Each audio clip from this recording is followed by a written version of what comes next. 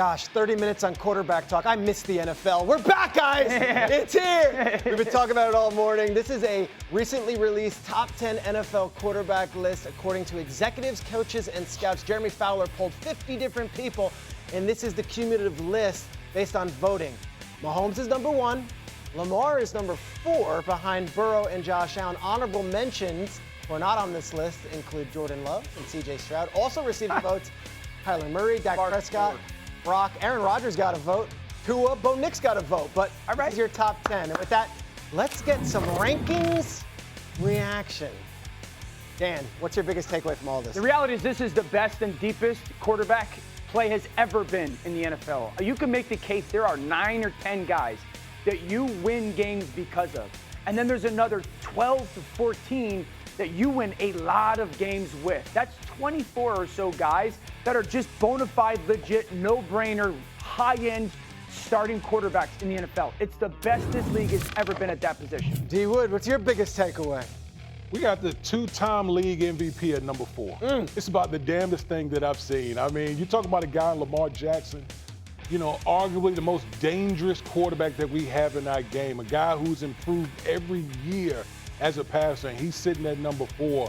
Just goes to show you the strength that we have in our league at the quarterback position. And the value people put on the playoffs. Yes. Yep.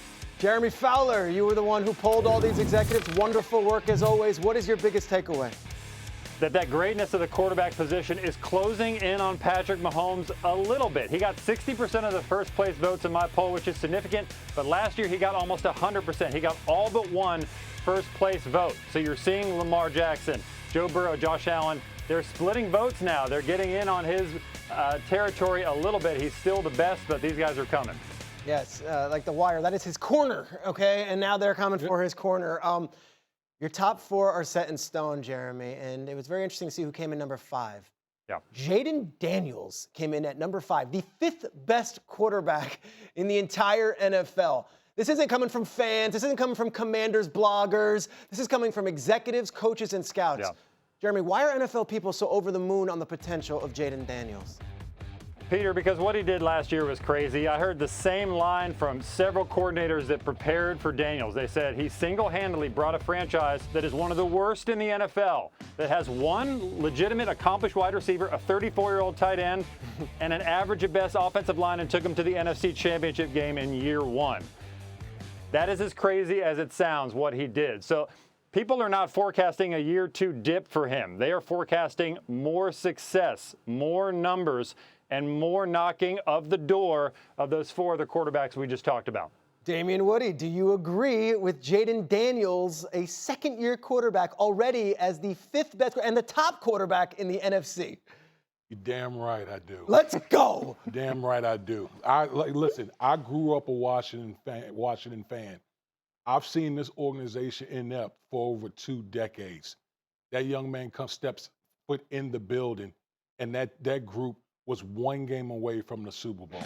That is not a fluke, my friend. It is not a fluke. This man is uber talented. Not only is he a great athlete, he's calm, he's collected, he processes well, he's accurate, he plays with timing and rhythm. Like, he has all those things. And as this franchise continues to build this thing out, man, listen, next year we could be talking about a guy in the top 3. Be cautious. Okay, I was going to say, we have to have some sobering thought here. Be cautious. Right. And so I think it's widely known no one has been the bigger Jayden Daniels fan than I am. Is it widely known? Okay, widely known. But let me just okay, so 2 years ago, CJ had a remarkable rookie season. And everyone's like, CJ's the next Joe Burrow type of thing. And there's a lot of reasons why the season wasn't as stellar in totality. Last year, Jayden was absolutely insane. 6 wins trailing in the 4th quarter. That's not that common. You can't bank on that year after year after year. The best 4th down team in football outside of Philadelphia. I think they were like 23 or 28 on 4th downs. Something that's more than likely just not that common. So 2 years ago, it was 3rd down for CJ. He was so ridiculous on 3rd down that it covered up a lot of flaws. He was so ridiculous last year, Jayden Daniels, in the 4th quarter and on 4th down, that I do think it covered up a little bit of some of the deficiencies or flaws. And so if that's not corrected, some of those earlier down things as an offense, as a team, you're not banking on going 80+% on 4th down again. So yes, the 5th ranking, absolutely warranted, but there is a reality where they are going to have to play better football to make sure that he doesn't always have to put on the hero cape or do some of the jaw-dropping stuff to pull some of those last-second wins out. That's all I'm going to say. It's 35 minutes into the show, and Eagles fans, we see you.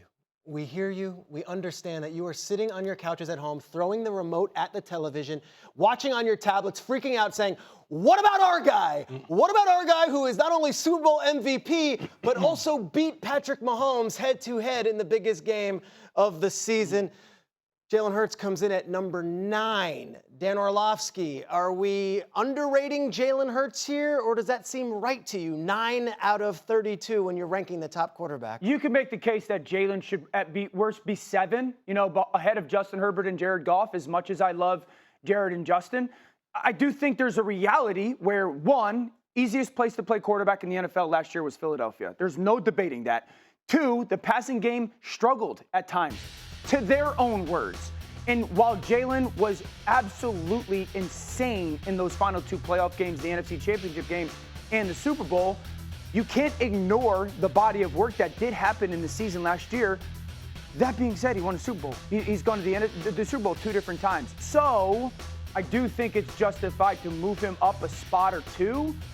But I think the evaluation is Justin Herbert in Philadelphia, what would he be in comparison to? When I first saw the list, 2 things jumped out at me. Lamar at 4 and Jalen Hurts at 9. It was the fact that I'm a guy. Wood, you're going to bury yourself. I'm a guy in Mike Singletary. What Mike Singletary said, I want winners. Yeah. I want winners. Yes, is the infrastructure in Philadelphia great? Absolutely. But I also saw with my own 2 eyes with Jalen Hurts, this man outplayed Patrick Mahomes in 2 different Super Bowls. No question. Outplayed the number 1 guy on our list in 2 different Super Bowls. The biggest moments where Lamar and Allen don't. When we talk about quarterbacks, we always talk about moments. So you want him to be moments. where? You want him to be where? You want him to be where? No, Nah, you can't. I'm talking Justin Herbert. That was my one when I was looking at the list. Herbert looks good though. He looks good in shorts. If you're building them in the lab, that's the guy you want. Okay, but that's the guy you want. Let's have a fair conversation. Let's have a fair conversation. I'm not being fair. Give me the 3 starting receivers in Los Angeles last year. Hard to come up with those names. Okay? I mean, Ladd McConkey and Quentin Johnson talk? No, but look at the receivers. You can make that argument in Buffalo. Oh, but we're talking, okay, 1, Buffalo had a different, maybe not high-end talent, but 5 or 6 pretty darn good players. Jalen has a bona fide top 3 receiver and another probably top 10 guy. He's got a tight end that's a top 5 guy at the position. Mm-hmm. It's the best offensive line and ball. Do you hold that against him? No, you don't hold it against him, but it is part of the conversation. It is okay for us to go, it's always about who you're doing it with at the quarterback position. It's a dependent position. So we can hypothetically go, okay, if Herbert's in Philadelphia, is he eclipsing 25 touchdowns? He hasn't done it in 3 years. I would imagine so. Sure. If Jalen goes to Los Angeles, is he having that Super Bowl win? It's hard for me to see that. And so the context of it all is a fair part of the conversation. Jeremy Fowler, you did the work on this. You polled more than 50 different coaches, scouts, and executives. What were your thoughts on all this conversation? So with Jalen Hurts, the thing I'll go back to is when you ask people around the league, like you mentioned Justin Herbert, would you take Herbert and put him in the Eagles offense over Hurts? Most would say yes, because when he's asked to run a pass-happy offense, when he's asked to throw the ball more than 400 times in a season, he has struggled. He saw it in 2023, 15 interceptions. There was tension between him and his head coach. There were issues. So he does so many great things. He reminds people around the league a lot of Russell Wilson. Got a great career arc, can win a ton of games, can win a Super Bowl with him. But if you ask him to throw the ball a lot and to carry you with his arm, there are going to be some issues there at times. Okay, much more on this coming, as we know. An unbelievable start. Jeremy, unload and empty that notebook for us. What do you got? Pass rushers are going to get paid. Micah Parsons, that man right there is in a prime position, only 26 years old. That's why he can get more money than T.J. Watt and Trey Henderson and these other guys we're talking about. He's on his 2nd contract. about to be. So he's going to set the market whenever he does. Dallas is dedicated to paying him, but this should probably heat up around training camp, maybe even late into training camp. That is Dallas's style. He could go for a shorter-term deal. He has some leverage here to create some new avenues to how he gets paid, which is key because you're talking about Trey Hendrickson, who also wants to get paid, deservedly so, one of the top pass rushers in the league. He has had talks with Cincinnati this summer. That's the good news. The bad news is they're getting really close to training camp, still not signed to a new deal, and he might not show up. I continue to hear that he is dug in, could miss camp time, could even miss games. I wouldn't even take that off the table. He's 30 years old, so he just wants a long-term deal, long-term security, commensurate with his skill set. So far, Cincinnati has not found that sweet spot with him, but they are willing to do a deal. So they're going to continue to talk, see if they can make some ground there. Then you got T.J. Watt with the Steelers. This one should be a slam dunk. One of the best pass rushers, one of the best overall players in the league the last 5 years. Pittsburgh remains optimistic. I'm told they want to get a deal done. I know there's been the trade chatter out there. Teams I've talked to don't really expect him to be moved, but this is an issue of guaranteed money as a sticking point, the structure of a deal, all those details, because most people I talk to around the league do expect him to be the highest paid pass rusher when he does get paid. That doesn't seem to be the issue. It's about the other details that they haven't been able to lock in on between the team and the player. Interesting, and that's really good nuance. Damien Woody, we bring you in here. It seems like the Steelers are all in, and yet their best player on the roster is not with them at camp. Would you consider trading T.J. Watt? No. If you were gonna trade T.J. Watt, I would have done it earlier in the offseason. Like if you're the Pittsburgh Steelers, you've already showed your hand. You go out and you trade for DK Metcalf. You go out here and you trade for Jalen Ramsey. You go out here and you get Aaron Rodgers. You are all in, my friend, and now you're talking about possibly trading away an all-time great Steeler and one of the best pass rushers that we have in our game. Are you crazy? No.